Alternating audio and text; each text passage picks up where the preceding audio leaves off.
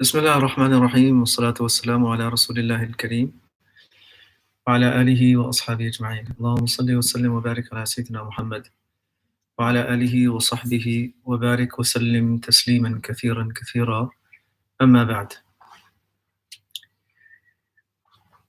One of the main objectives of divine revelation is the formation of the human being. And the formation of the human being takes place at many levels, from many perspectives. This has to do with how he behaves when he's by himself, how he interacts with others, and how they act as groups.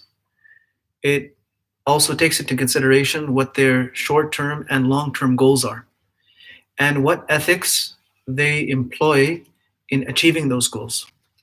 So in Surah Furqan, there's a famous passage that speaks about some of the outcomes that Allah subhanahu wa ta'ala wants to see in the human beings. So the surah is Al-Furqan.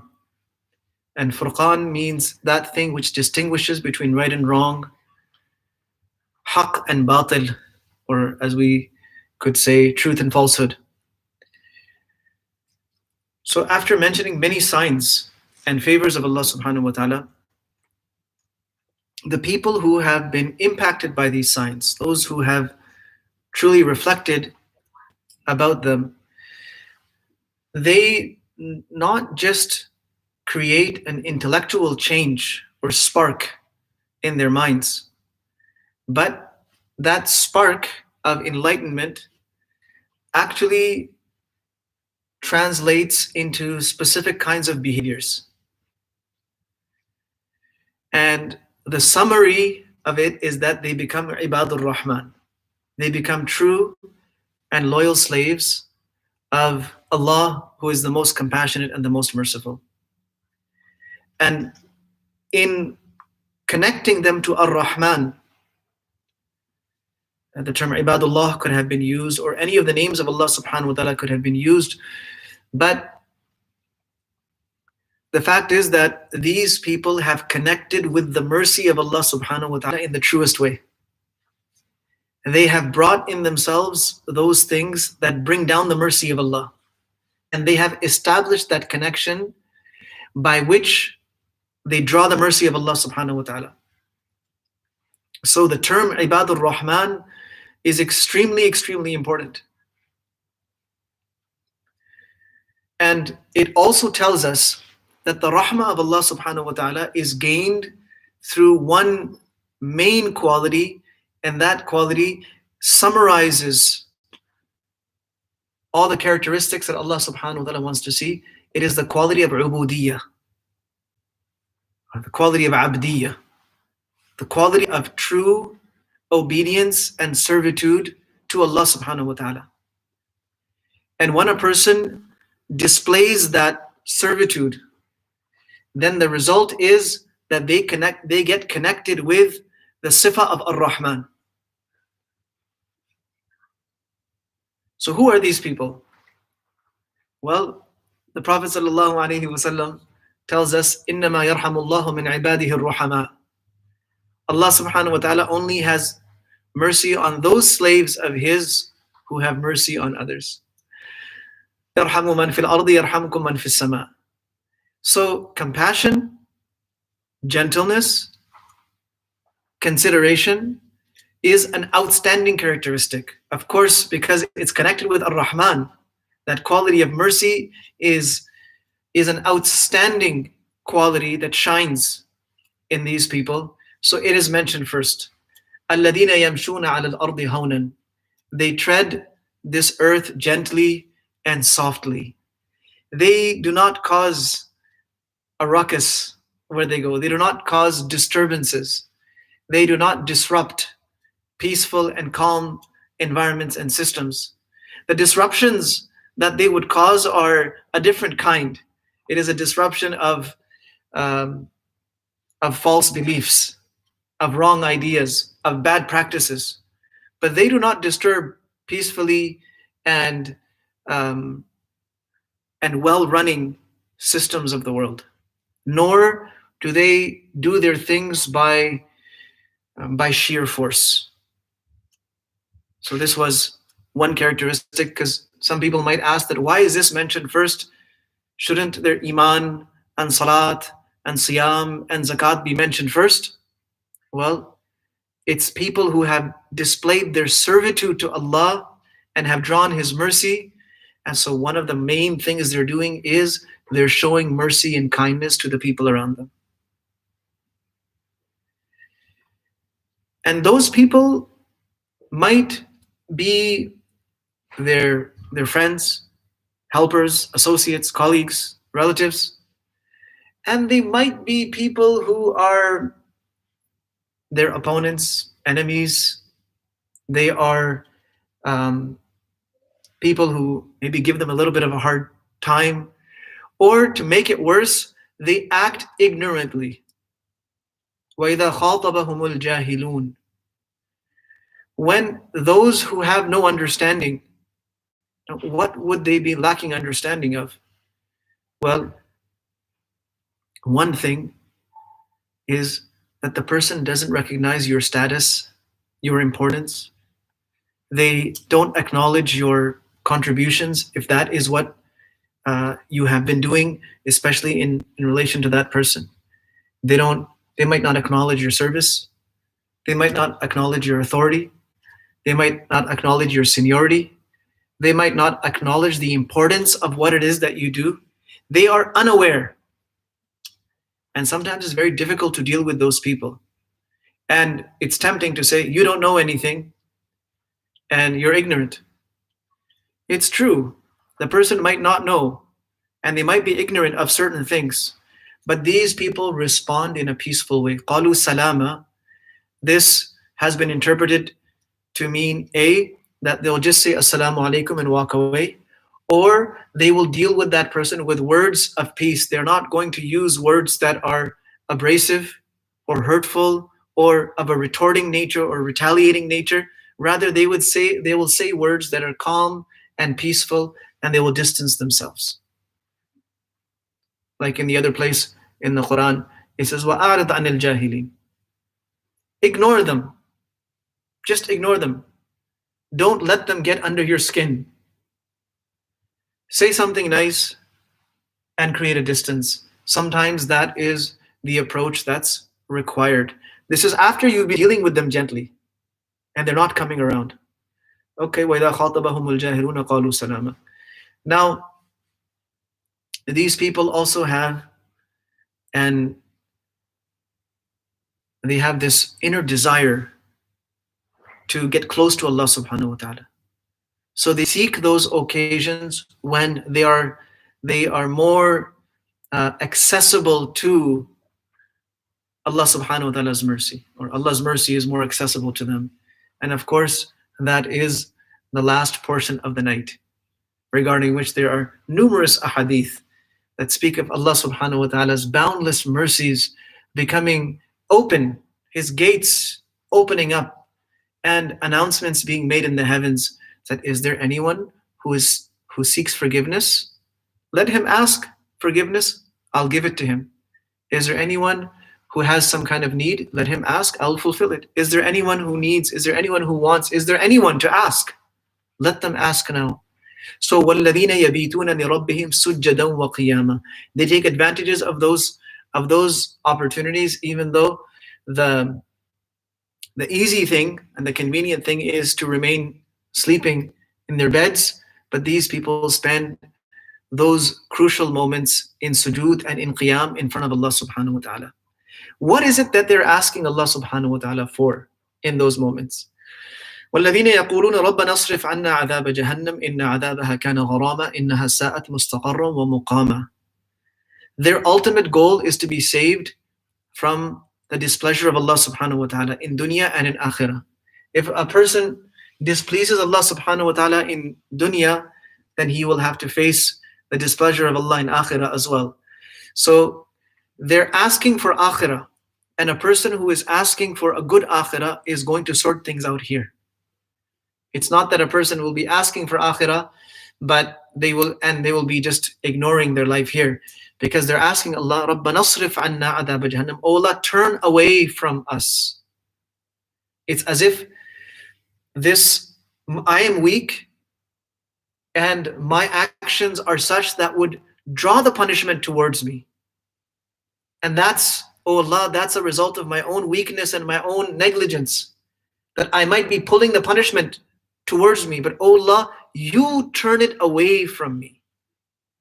You're the only one who can turn it away. And inna adhabaha kana gharama. Once that punishment begins, it stays. And oh Allah, Jahannam is a terrible place. Sa'at mustaqarran wa muqama. It is a terrible place to stay permanently or temporarily. So their attitude is not like that of those who say, لَن تَمَسَّنَا النَّارُ إِلَّا أَيَّامًا مَعْدُودَاتٍ. Oh, fine, we'll be punished for a little while. After that, we're going to go to Jannah anyways. No. They're saying, oh Allah, you turn that punishment away from us. Even if we are making mistakes that might be bringing us towards it or bringing it towards us, oh Allah, you have the power. You turn it away. We don't want to be in there even for a second. Like that hadith in which the Prophet ﷺ tells us that yu'ta bi an'ami ahli dunya. The person who enjoyed the worldly pleasures more than anyone else. The person who lived the most luxurious life, the most comfortable life, never saw a moment of difficulty, inconvenience, pain. This is the one who had it the easiest. But because of some act of his, he had to be punished. So فَيُصْبَغُ صَبْغَةً فِي النَّارِ. He will be just dipped into Jahannam just for a moment and taken out. And then he will be asked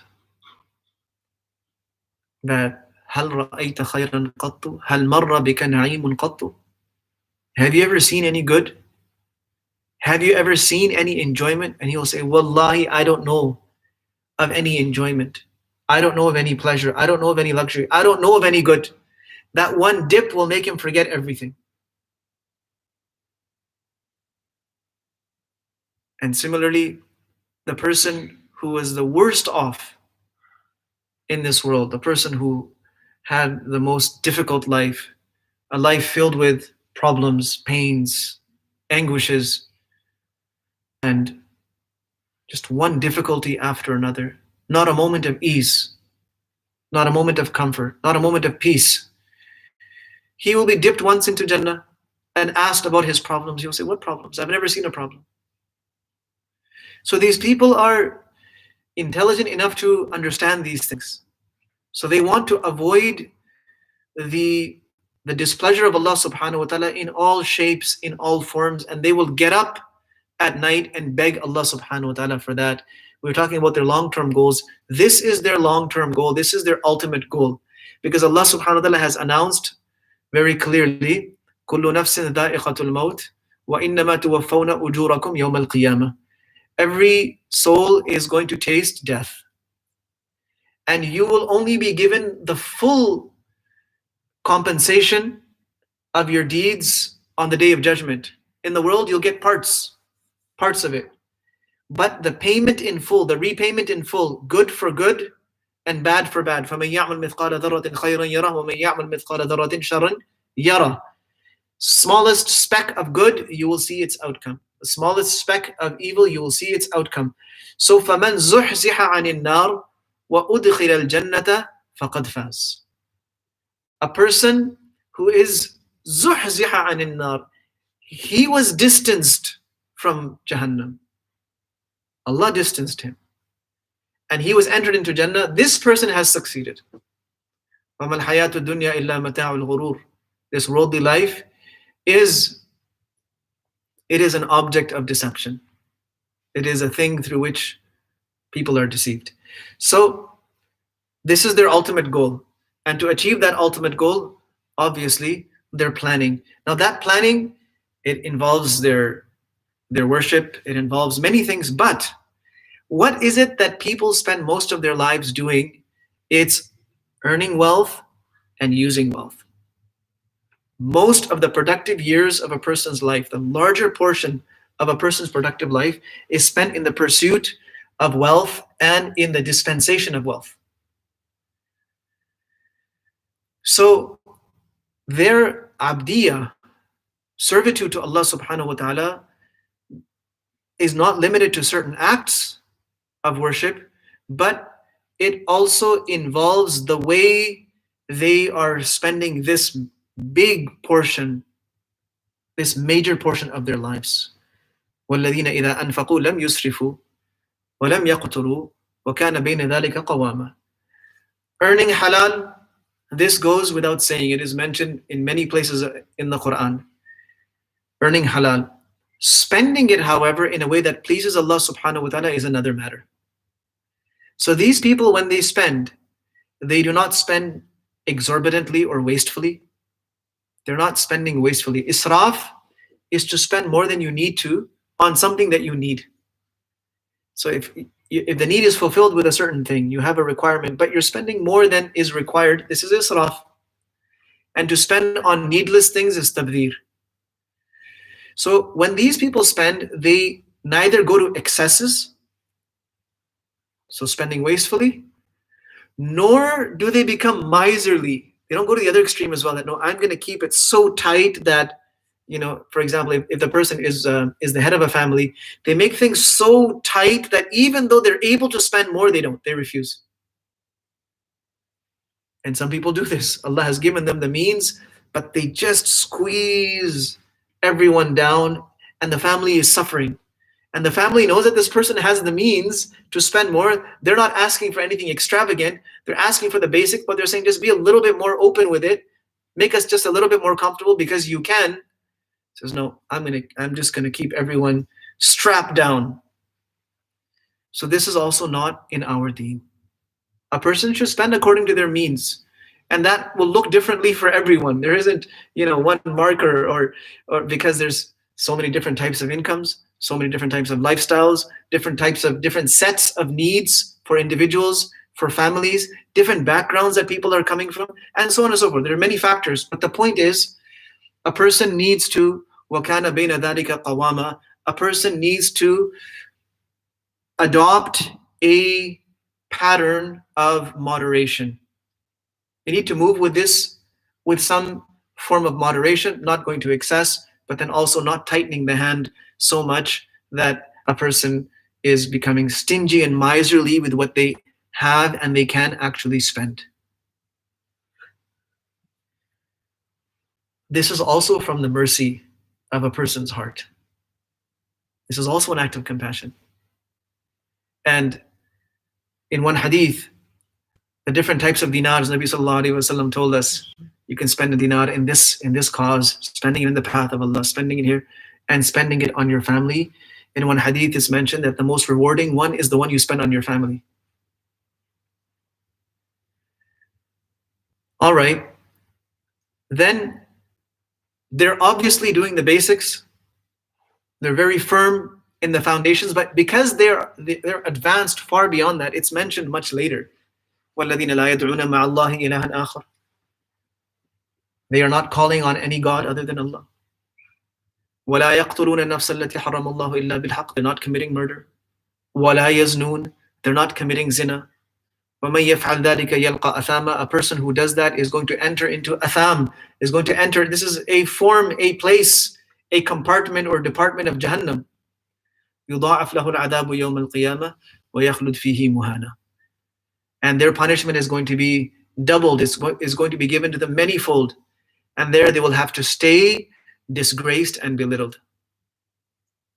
However, if a person has done this in the past and they want to come to Allah subhanahu wa ta'ala, Allah has given them a way. إِلَّا مَنْ تَابَ وَآمَنَ وَعَمِلَ عَمَلًا صَالِحًا فَأُولَٰئِكَ يُبَدِّلُ اللَّهُ سَيِّئَاتِهِمْ حَسَنَاتٍ. If a person repents, fixes their beliefs, and starts doing good deeds, then Allah subhanahu wa ta'ala will replace all of their previous mistakes with good deeds. And this is for everyone.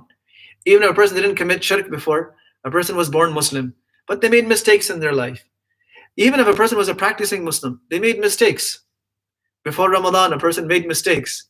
Now if a person changes their way, replaces bad sets of behavior with good sets of behavior, it will wash away the past. إِنَّ الْحَسَنَاتِ يُذْهِبْنَ السَّيِّئَاتِ. Especially on these blessed nights and these blessed days of Ramadan, when Allah subhanahu wa ta'ala's doors of mercy are open wide for everyone. And the Prophet sallallahu alaihi wasallam extended this wish for everyone, even his enemies. Even Wahshi ibn Harb, who killed his uncle Hamza radiallahu anhu, the Prophet sallallahu alaihi wasallam sent him a message: Aslim taslam, accept Islam, you'll be safe.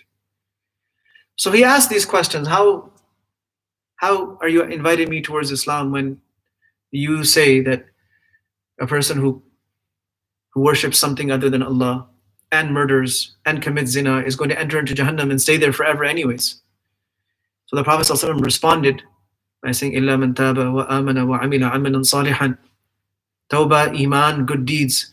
So when Wahshi ibn Harb received the second message, he said, oh, that's هَذَا شَرْطٌ شَدِيد. That's too much. You want me to do Tawbah? You want me to fix my beliefs? You want me to start doing good deeds? Who's going to do all of this? So, is there anything else that you can offer me? Even though he was not in a position to bargain, he was a person that if he had been seen in the streets, his life would have been taken right away because of the pain that he caused to Nabi sallallahu alaihi wasallam and the Muslims and the person whose life he took. The Prophet sallallahu alaihi wasallam then responded by saying, "Inna Allah la yaghfiru an yushraka bihi wa yaghfiru ma duna dhalika liman yasha." Allah subhanahu wa ta'ala doesn't pardon shirk. He will pardon everything else for whomever he wants. He says, well, هذا أرى بعد المشيئة. This looks like, well, whoever he wants. What if I'm not from those people that he wants to forgive? Then where do I go? He keeps going back and forth. But then Nabi sallallahu alaihi wasallam sent him this message from the Quran. قُلْ يَا عِبَادِيَ الَّذِينَ أَسْرَفُوا عَلَىٰ أَنفُسِهِمْ لَا تَقْنَطُوا مِنْ رَحْمَةِ اللَّهِ إِنَّ اللَّهَ يَغْفِرُ الذُّنُوبَ جَمِيعًا إِنَّهُ هُوَ الْغَفُورُ الرَّحِيمُ. O those slaves of mine who have wronged themselves, don't despair from the mercy of Allah. Allah will forgive everything. He is the most forgiving, the most merciful. And Wahshi ibn Harb says, well, now I have no excuse left. So he came and he accepted Islam, even though it was painful for the Prophet ﷺ to see him. And the Prophet ﷺ, in some narrations, it's mentioned that Nabi ﷺ requested him, don't come and sit in front of me. So a person that he could not tolerate to look at, it caused so much pain inside. Even that person is being extended the message of mercy. If Nabi sallallahu alaihi wasallam is dealing like this with his enemies, those who hurt him, and he is trying to get them to come around, then what should our behavior be with, let's say, people in our community? People who have the same faith as us. People who have many commonalities with us. Or what about our own relatives, our close people, our brothers and sisters, our parents, our children, our spouses? The mercy needs to be awoken. It exists inside, but it needs to be awoken, and that's what the Quran is doing. It's challenging us. Do you have what it takes to open up your heart so that your mercy, it covers everyone around you, and everyone around you has a share in it? Then, more qualities of these people. They don't testify to falsehood. They don't give false testimonies. وَالَّذِينَ لَا يَشْهَدُونَ الزُّورَ. They don't lie. They don't give false testimonies. They don't lie. They don't attest to something that's not actually true. No matter whose benefit it lies in it.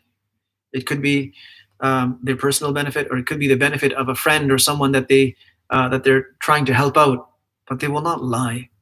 And there are many forms of this. Ulama and fuqaha have mentioned many forms in which this takes place. It could be something like in the professional world, endorsing someone, professionally endorsing or certifying someone who is not worthy of that certification. But because they're a friend, you pass them off as a certified person. It's a form of false testimony. If a person's professional opinion is being sought regarding a case, regarding an issue, regarding a matter, and a person doesn't give the correct view in light of what their professional background dictates, but rather just to help someone out, this is a form of false testimony. Allah subhanahu wa ta'ala is going to hold us accountable for that. We have to be careful. It's, yes, there's one thing to help people out. It's fine. There's nothing wrong with helping someone out, but we don't lie just for the sake of helping someone out.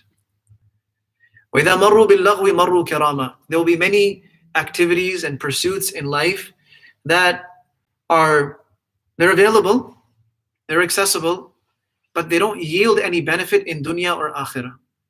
So these slaves of Allah subhanahu wa ta'ala, when they see those pursuits, they just walk by and ignore them. They walk by in a dignified way. They ignore it in a dignified way that, no, I would not like to use my time in this kind of pursuit. It doesn't yield any benefit. Today, sitting at home, when the whole universe of cyberspace is open in front of us, you can walk into any of its portals and get lost. How much time do you want to give to what? Interesting point from yesterday's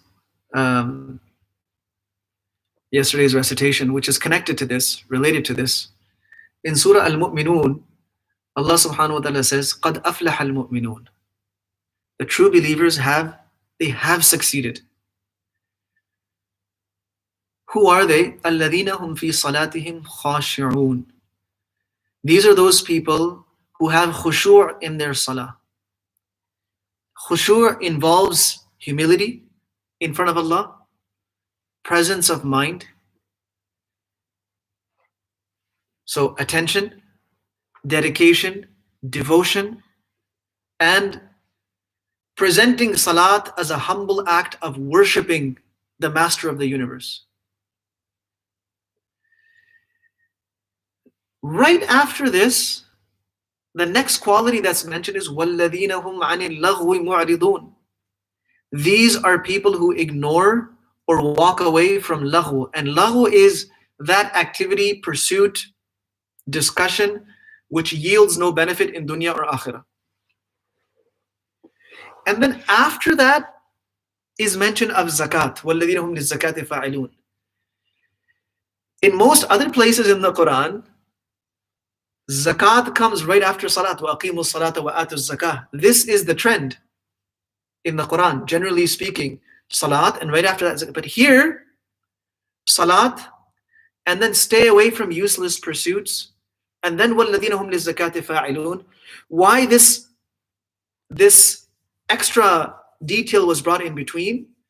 Because it is an inevitable outcome of someone who has khushu' in their salat. That salat is going to build them to stay away from useless pursuits. It's connected. So first, when a person works on their salat, the salat will keep them away from al-fahsha and al-munkar, from indecency and from wrong things, unethical things. When they develop khushu' in salat, it will take them away from all useless pursuits. It's the power of salat.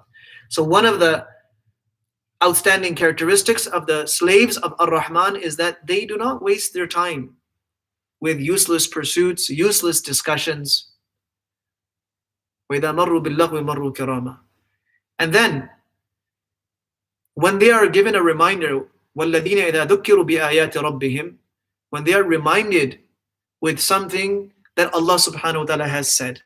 Like this is a reminder of some things that Allah subhanahu wa ta'ala has said. لَمْ يَخِرُّوا عَلَيْهَا صُمًّا وَعُمْيَانًا. They don't fall on them like they are deaf and blind. Let me explain this a little bit. Sometimes when a reminder is given, the first response is a response of resistance. Or, what are you trying to say here? What are you insinuating? This doesn't apply to me. Why are you saying this to us?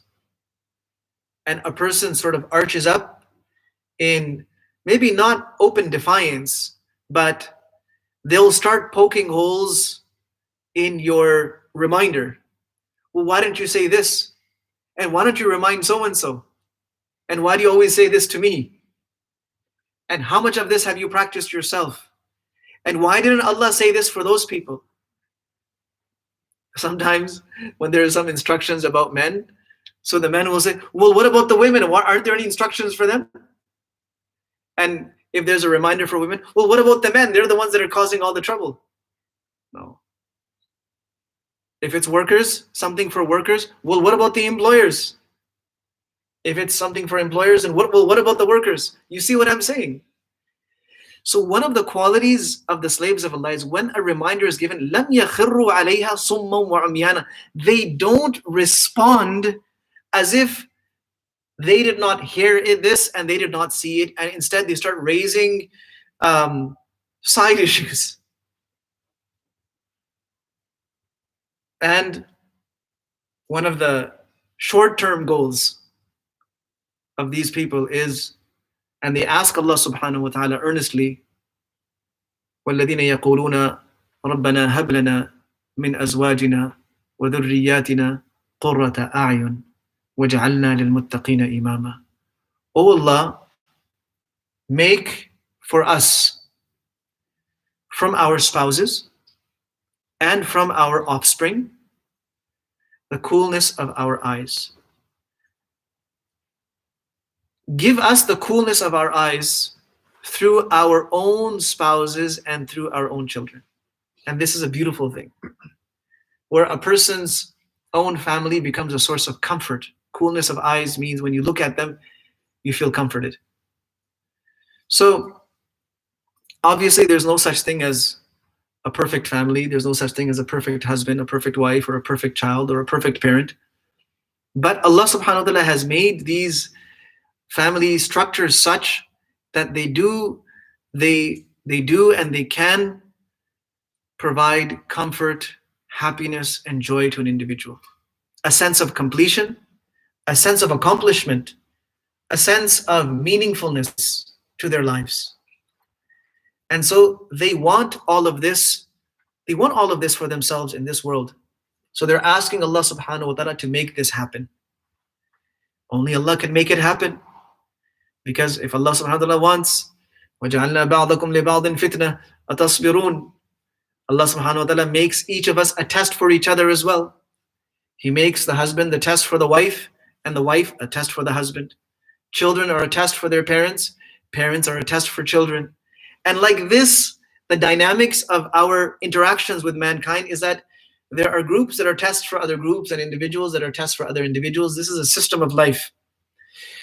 So when that test becomes a source of bitterness and distance, then things start becoming dysfunctional, and the objectives of that relationship are not reached. So we ask Allah subhanahu wa ta'ala to make these relationships functional, and the basic function is that they become a source of comfort and happiness and joy. So when we interact with these people, we feel happy about it. And on top of that, it doesn't stop there.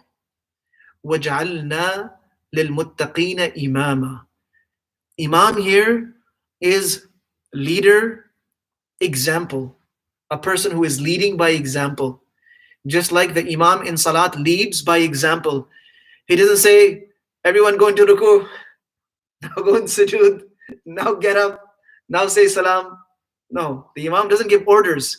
He leads by example. He says Allahu Akbar, and then you say Allahu Akbar.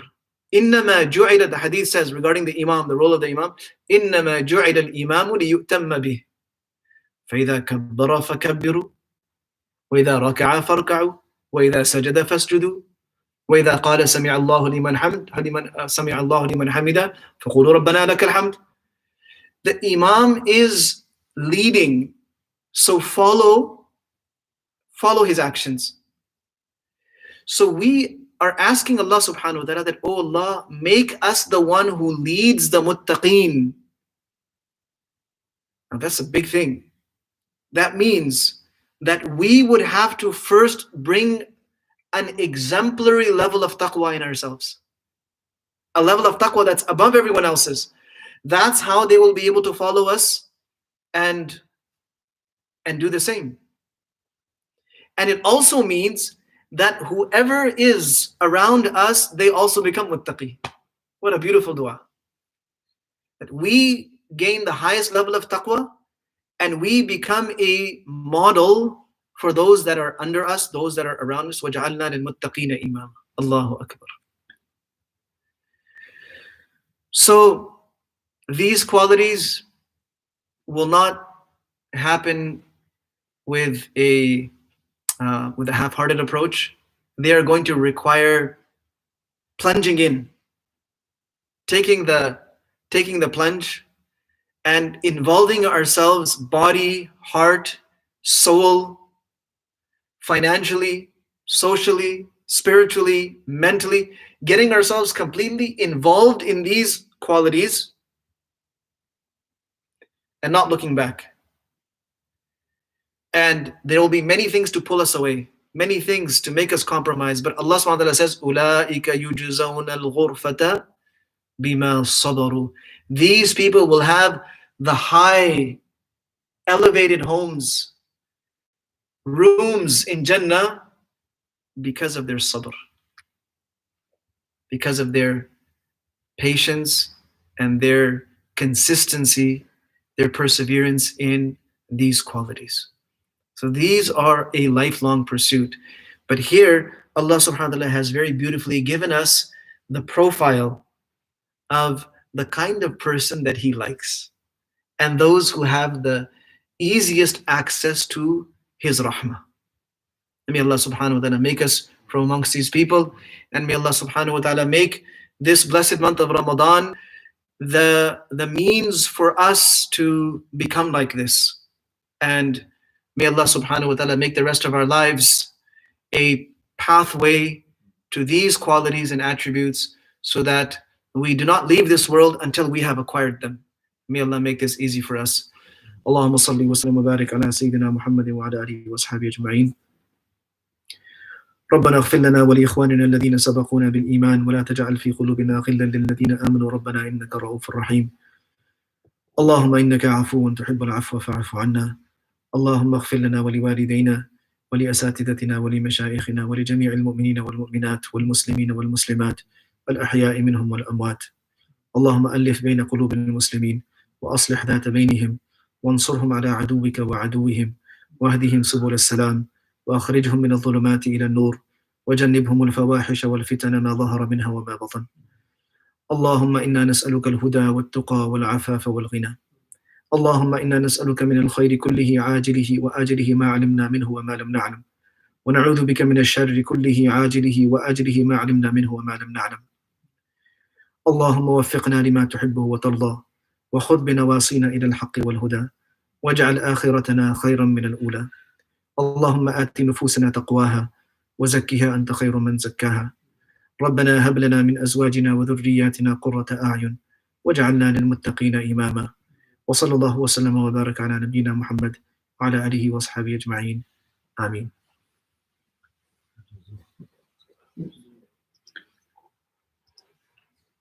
Allah.